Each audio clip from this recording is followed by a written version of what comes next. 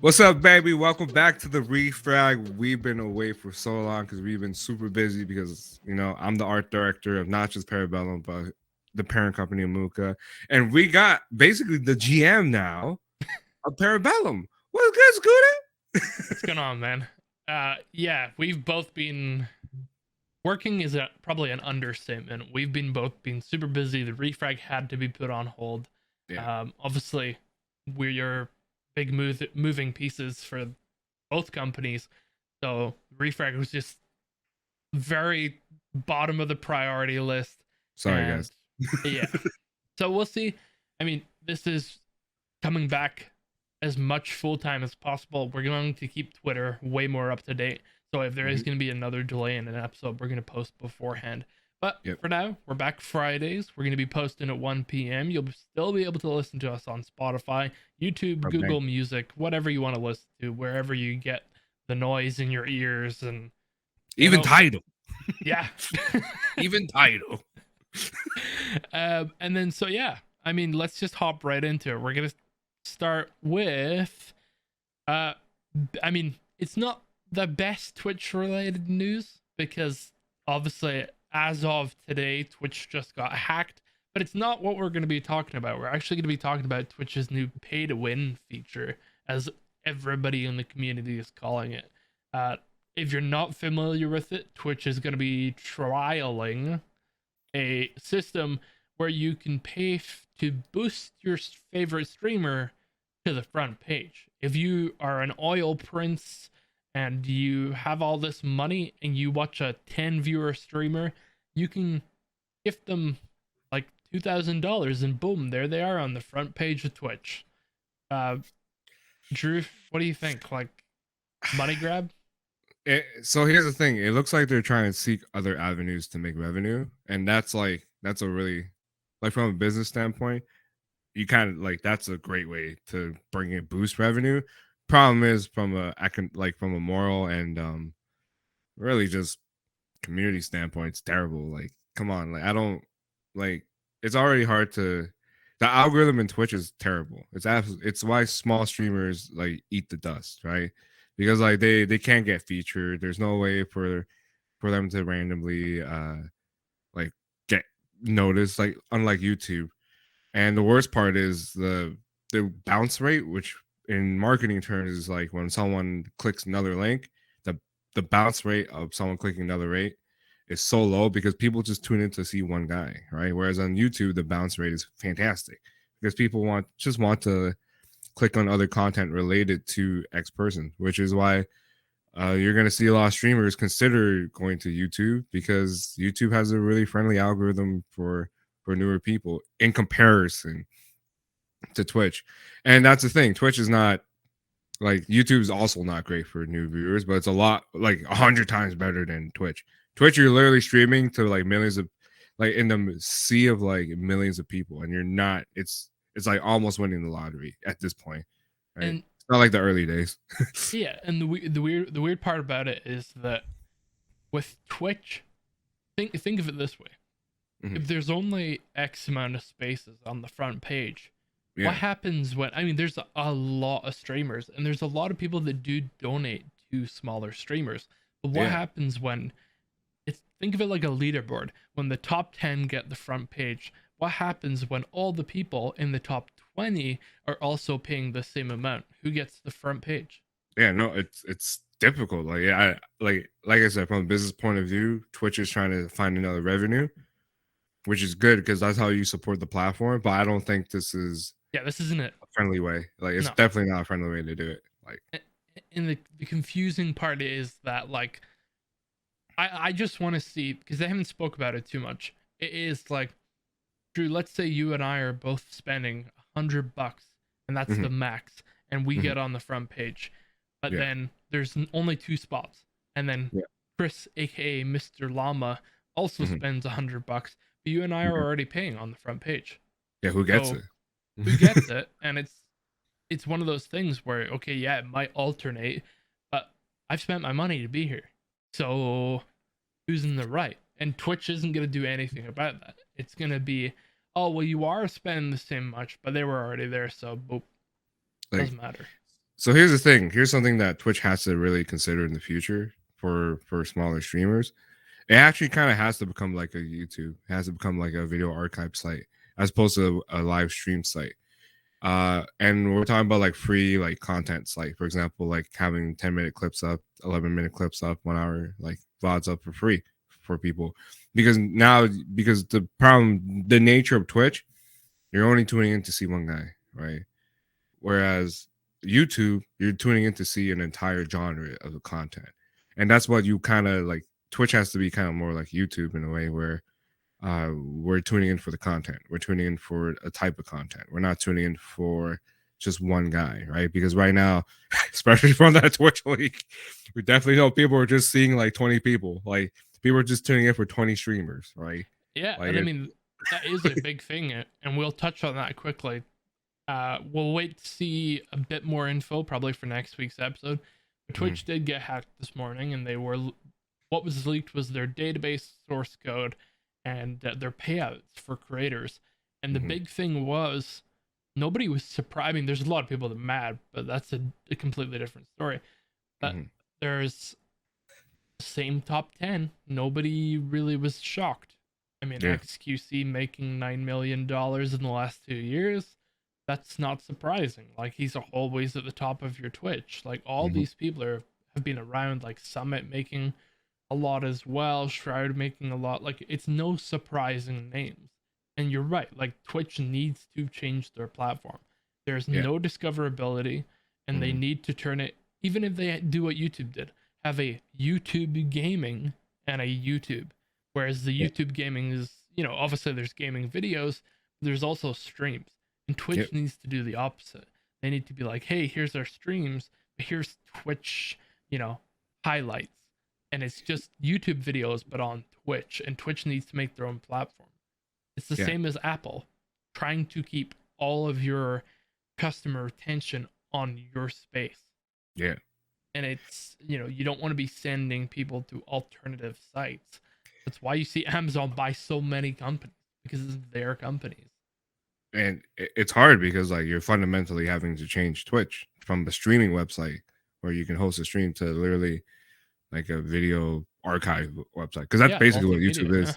Yeah, it's a like YouTube is just an archive website where you can upload videos that you want to keep there, for people to like. It's an anchor point for people to maybe discover it. Whereas like Twitch is like you have to be in the moment, and that's unfortunately that's part of the appeal of Twitch too.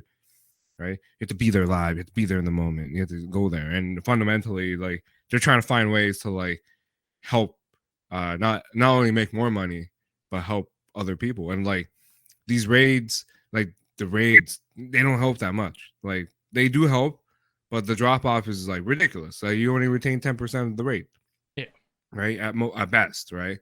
And it's a tough situation because at the end of the day, I can't find like more content like Shroud.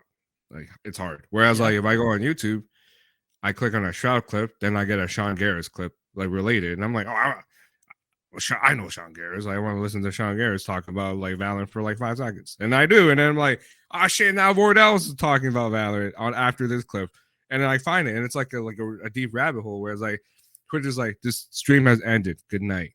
I'm gonna raid. I don't know, fucking Parabellum, and they're like, what the fuck's a Parabellum? Like there's a Shroud. You're like, oh fuck, dude. and that's the thing too, right? Like if somebody doesn't raid, it doesn't even say like, oh hey, like okay, I think it says like check out their past broadcasts, which is like 2 videos, the one you just watched, but it's an 8-hour stream. Nobody's gonna sit there and watch a stream that isn't live, or if they do, they'll only stay because it's this creator. Whereas it should pop up at the end and say, hey, these are people that you might like. And it's not anybody with like fucking 10K viewers. Nope. It's got to be people in the small category. And it doesn't take anything away from the big streamers. It's not like a viewer is going to go, a 10 viewer streamer and join them. If they really don't want to watch this 10 viewer streamer, they're going to just go to whoever's live. That panel on the left hand side gonna show the people that you want to watch anyway. So It's not the only company though that's making poor decisions, but not poor decisions and slightly changing said poor decisions. We were going to talk about the last chance qualifier for Valorant Yeah. being, well, I mean, Drew, you can take it away, but people were pissed. Like it's like I've been following this LCQ situation very a lot because I've been very passionate about Valorant lately. I'm like degenerate. I'm a complete degenerate about this game, and I play fighting games. There's something about Valorant that's cracked to me, dude, and it's insane. And the worst part is the esports scene is fantastic. It's awesome. It's awesome except for Riot. Riot is like it's the opposite of Valve, where Riot treats the community well. The tournament organization has been fucking terrible, dude. Like, like it's like as if it's like for everything they do amazing to treat the community and the pro esports scene, their tournament formats like they just missed the ball. Like it's like how did they miss the ball? Because you're listening to everything else. And here's what they did, right? With LCQ. Initially, for the North American last chance qualifier for Valorant to get into champions, it was single elimination. Throughout this entire damn tournament series, this entire tour has been double elimination. This entire fucking tour. There has not been a single elimination format whatsoever, right? Like, like except for Masters too, which is like it was single elim, but that's perfectly fine because like after group stages, it's like fine. We're out of the group stages. Let's fucking do this, right? And no, like it's fucking single elim. Imagine you're and initially it used to have the Australian Oceanic teams on it. And the Oceanic teams, they're like, fuck it. Logistically, this is not feasible for you guys anymore. A week before the event. And I'm like, what the fuck is happening, dude? And they're like, nah, sorry, there's not. I'm so sorry. The two Oceanic teams, get out of here. You're not qualified. It's like, fuck it. And imagine these guys were so down, like these Oceanic teams, because there's nothing else happening for Valorant. They're like, okay, guys, mates, we're going to go to North America. We're going to quarantine for 21 days. And then after that, we're going to hopefully qualify against 4 of the top best teams in the world. and they're like, what the fuck? And it's a single elimination bracket. So we have one chance to win every time. And then after that, after spending thousands of times and a month away from our families and friends that we love in a foreign country that potentially hates us because we look different and sound different, we're going to go back. And what? No. Yeah. And I mean, wow. Dick Stacy, old CSGO player. Oh, do I love Dick Stacy? He made such a good point, and it's like these guys, if they're in Oceania, like Australians, specifically, he was talking about Australians. They have to fly 14 hours just to get to America, just to land, to quarantine when they get back as well for potentially one best of 3. Yeah, one best of 3. It's not worth it for the org to pay for them to go out. Now, I assume Riot probably covers a portion, but we don't know. Yeah, we should assume no. Yeah, we'll assume no for that. But no org is gonna be like, oh, hey, I gotta spend $17,000 to get this whole team out, pay for their PCR tests for one single best of 3. Now, where Riot does exceed our like all expectations is how quickly they listen. Unlike some other companies that run a shout out to Valve. Yeah, shout out to Valve.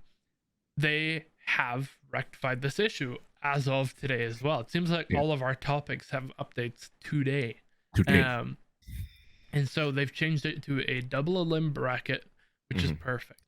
Yeah, fantastic. Now, the only downside is they haven't changed. Now, to my knowledge, Drew, correct me if I'm wrong, but the Aussie teams and stuff still can't go, correct? No, they straight up said you can't fucking go, and a lot of people on the internet were like, the Aussie teams and the Oceanic teams died for double elimination. Yeah, like wait. So now the format finally works out for them, and they're like, sorry guys, still can't go. You know, I mean, and I get it. COVID is a bitch. Like COVID is a bitch. Yeah, COVID is the problem for a lot of this, and there is those travel restrictions, but I mean, you just can't deal with travel restrictions, and it's unfair. But speaking of travel restrictions. We know there's been a lot, and we just spoke about this company, and normally they don't fuck up their favorite child, but they obviously had a little too much, and they're taking it out on the eldest. And wow, Valve has hit a new low for Dota 2. 5 days before the international, I believe it's like 1 day now, maybe 2 days. 5 days before, they have canceled all in-person viewership for the international, the biggest event of the year. 5 days notice for all the viewers that were already in their hotels, already flown out there. And Valve said, sorry, you know what? I know you flew all the way to Budapest to see this, but yeah. And let's be honest, if you're spending the money to fly to Budapest to go see an esports event, you're probably taking a week before as well to go, so you can go explore. Yeah. Now, some people, obviously the people at the time, but you can't, like, Valve can't do this. Like, if they're gonna, I understand they're refunding tickets, which they have to. They should be refunding fucking flights. They should be refunding hotels, because that is not enough notice. A lot of hotels need like a week or 2 weeks cancellation, and flights, you're not getting that canceled. And just, they fucked up. Like, the only thing they can promise back is probably what, like a $100 ticket for the venue. And I mean, Drew, how would you feel? Bro, I feel like Valve scammed me again. And I knew this from Counter-Strike, like fucking season passes, man. I knew this from Counter-Strike season pass. I knew this from Loot Box. I knew these motherfuckers would scam me again. Like, how can you guys trust this company? Like, these guys did it on a whim. Like, they would know a month in advance. They would fucking know. It's not like this is the beginning of the fucking pandemic where like no one fucking knew, right? Which is fine. Like it's the beginning of the pandemic. Like, how are we supposed to know this thing was going to be like this, right? We're 2 years into this almost. Yeah, and they should know this. It's not like people aren't forgiving, because like you said, at the start of the pandemic, a lot of events did get canceled, like TwitchCon, for example. And TwitchCon was like, we're so sorry, like the pandemic's growing, it's getting worse around the world, we just can't. And it's like a week notice. But even like they would still give like a week or 2 weeks notice. Dude, this Valve giving 5 fucking days. Like it's not like the country of Budapest was like, hey, I know you bring us like hundreds of thousands of dollars in tourism for us, but please, you can't have them show up. No, they would tell them in fucking advance, because that's a lot tour. Yeah. Those hotels would want that money, like, especially right now. I bet you it's just Gaben. He was going for the opening ceremony. He's like, I don't want a bunch of sweaty Dota players around me. Like he walked in, he was like, these motherfuckers, they're not wearing masks in this country. Goddamn. That's exactly what he thought. And I don't know. I just don't understand Valve's viewing point. Like, I understand there's that level of health and safety. I mean, but like you said, it's been 2 fucking years for 5 days notice to cancel an entire event in a completely new country for this event too, might I add. That is obviously gonna probably bring up a lot of viewer numbers, because people are like, I've never been to this country. It's an excuse to go. And it's the international. I know people personally that go to every single international, regardless of where it is. And so for Valve to just say that, it's really just a slap on the wrist to Valve, but to their community, it's unfaithful. Like, there's nothing else to say bar us just being gobsmacked by these decisions. But I don't know.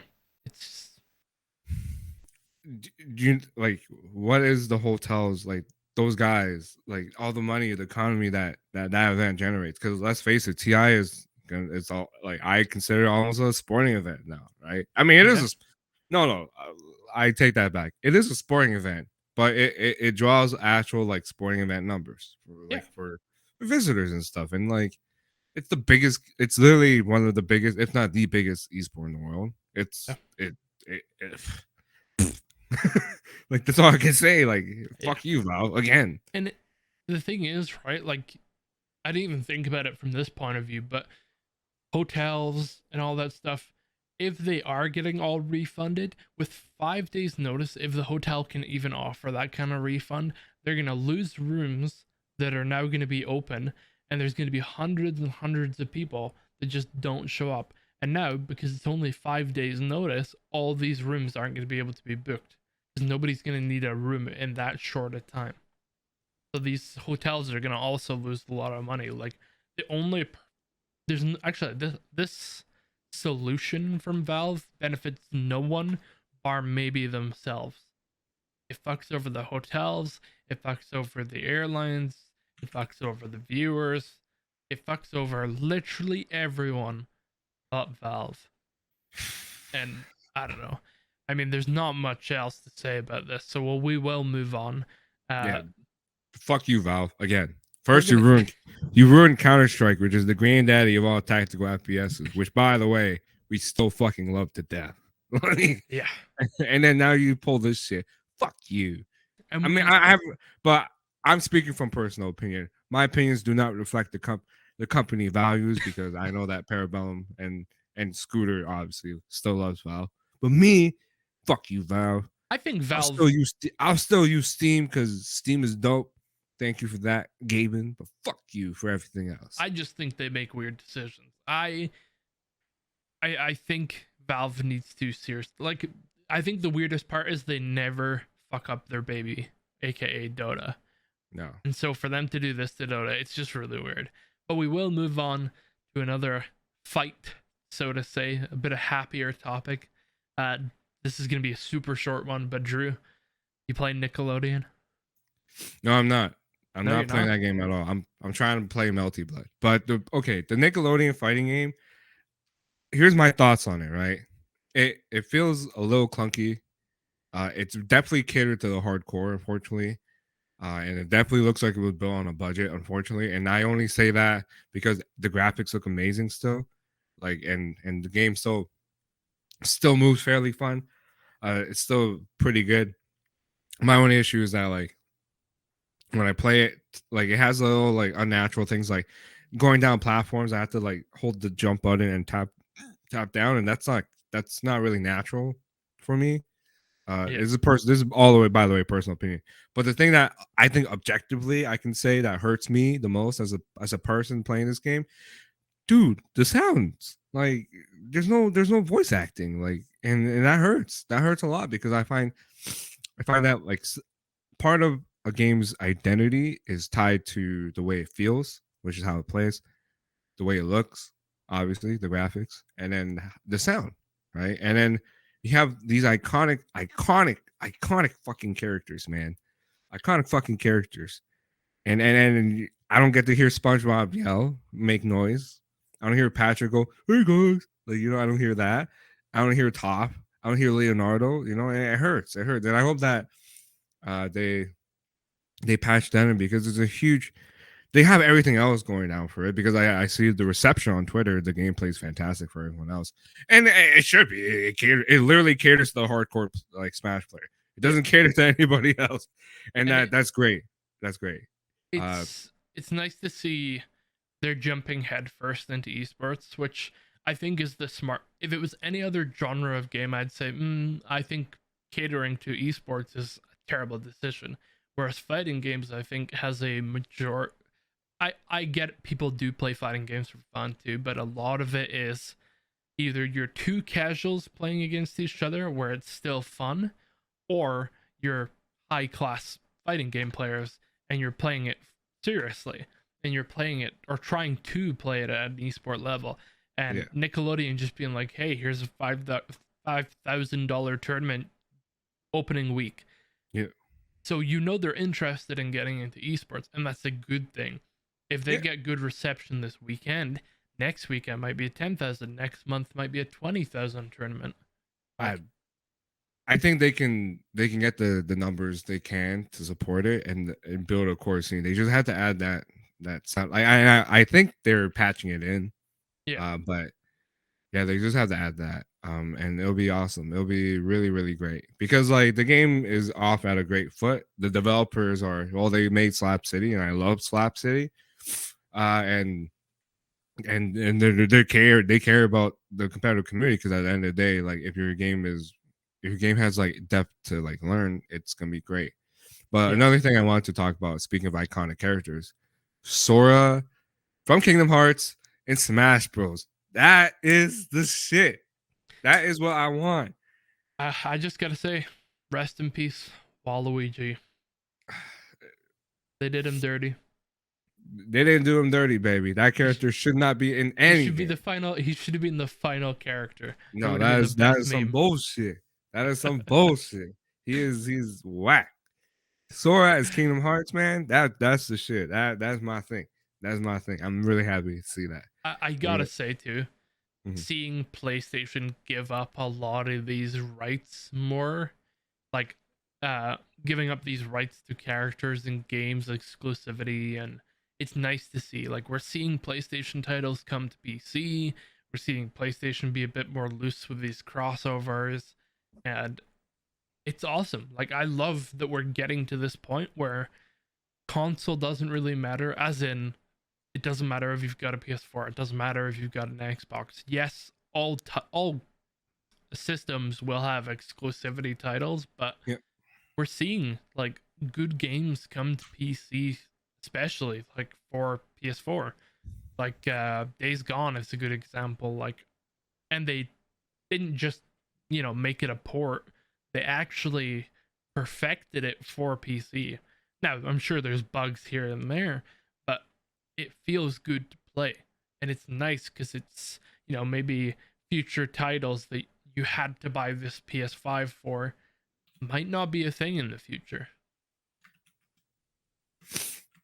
You know what it is? I have an inkling of a feeling that a lot of video game companies are really scared of that. I don't like everyone talks about it, but there was a video game crash in the early 80s, right? And luckily Nintendo saved the day because they're like, hey, well, let's just focus on quality, baby. Right. And thank you for that, I guess, Nintendo. But as a lot of companies are realizing that, like, hey, we can make this bigger. We just work together, and Yeah. finally, everyone in tech kind of adopts that theory. It's like rising tides raise all ships.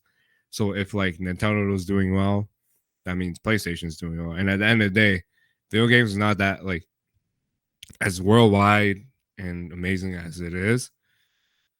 It's not as accessible as like playing soccer, where Yeah. you just need a ball to play, right? It's still kind of a privilege to play video games. You still kind of have to pay a lot of money to like buy a console. So Yeah. I think a lot of video game companies understand that, and they're like, look, when we can release a console for free and make money off like the everything else, like that'll be the day where like we will compete again.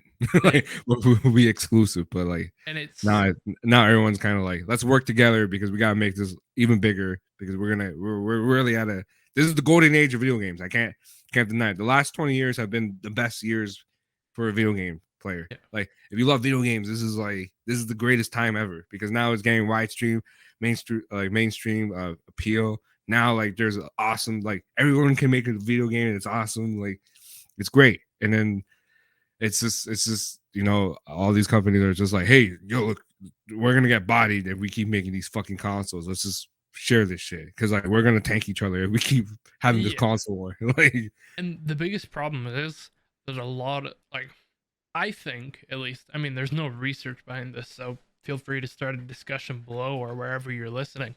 But I think it's also that these consoles are getting more and more expensive. The people are actually a lot of the time cheaper to buy a PC.